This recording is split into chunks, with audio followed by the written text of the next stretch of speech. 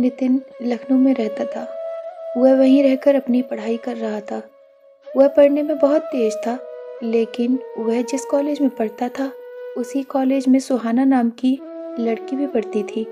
नितिन सुहाना को बहुत पसंद करता था, लेकिन कभी अपने दिल की बात नहीं बता पाया।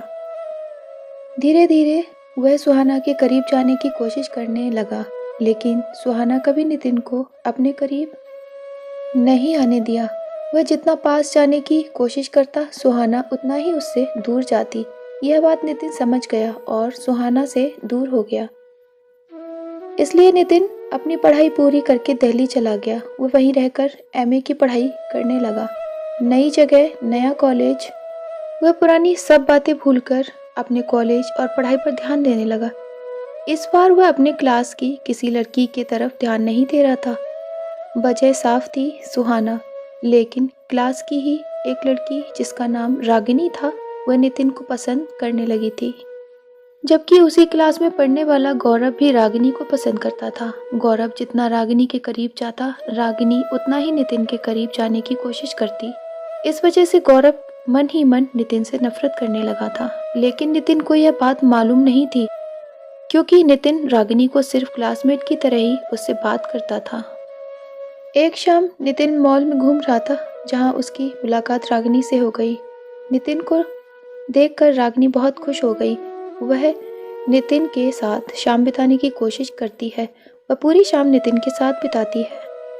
नितिन भी रागिनी का साथ पाकर बहुत खुश हुआ और उस शाम के बाद दोनों कॉलेज में भी साथ नजर आने लगे। इस बात से गौरव और नाराज हो गया। एक दिन क्लास में ही गौरव ने नितिन पर कमेंट कर दिया।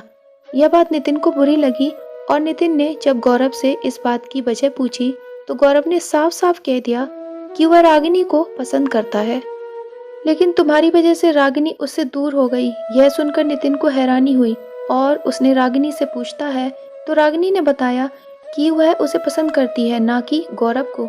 अब तो नितिन और भी परेशान हो गया, क्योंकि रागिनी ने साफ साफ कह दिया कि वह उसे पसंद करती है। इसी दौरान कॉलेज में फंक्शन हुआ जिसमें सभी को भाग लेना था। एक फैशन शो भी होना तय हुआ जिसमें कुछ लड़के और लड़कियों ने भी भाग लिया। फैशन शो में जहां रागिनी ने भाग लिया, वहीं उसने नितिन को भी भाग लेने को कहा, लेकिन नितिन को फैशन शो में कोई रुचि नहीं थी, इसलिए उसने मना कर दिया।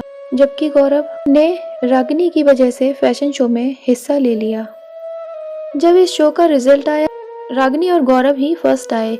इस पर नितिन ने रागिनी से ट्रीट मांगा। रागिनी ने भी खुशी खुशी ट्रीट दिया। ट्रीट के दौरान रागिनी ने जाहिर किया कि उसे मॉडलिंग करना है और उसने नितिन से पूछा, क्या मैं मॉडलिंग कर सकती हूँ? नितिन को मॉडलिंग पसंद नहीं थी, लेकिन उसने रागिनी का साथ देते हुए कहा, हाँ बिल्कुल, तुम एक अच्छी मॉडल हो और तुम्हें मॉडलिंग करनी चाहिए। यह सुनकर रागिनी खुश हुई। नितिन ने रागिनी की खुशी के लिए भले ही हाँ किया हो, लेकिन उसका दिल नहीं चाह रहा था कि वह मॉडलिंग करे। शायद नितिन को लग रहा था कि वह रागिनी को भी सुहाना की तरह खो देगा, लेकिन उसने रागिनी की खुशी के लिए हाँ कह दिया। फिर दोनों एक साथ एमए पास किया और नितिन दिल्ली में जॉब करने लगा, जबकि रागिनी मुंबई चली गई।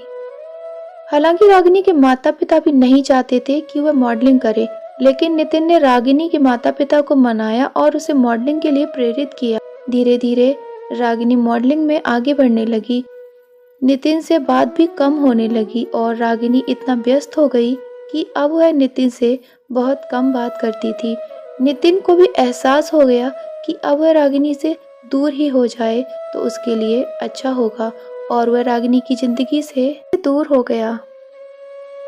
इतना दूर कि उसने अपना नंबर बदल लिया और दिल्ली भी छोड़ दिया। मतलब साफ था कि नितिन ने रागिनी का बनता हुआ करियर देखने के लिए अपने प्यार की कुर्बानी दे दी। और आज भी गौरव नितिन को सिर्फ इतना कहता है कि ना तुमने रागिनी का साथ दिया, ना ही मुझे साथ देने दिया।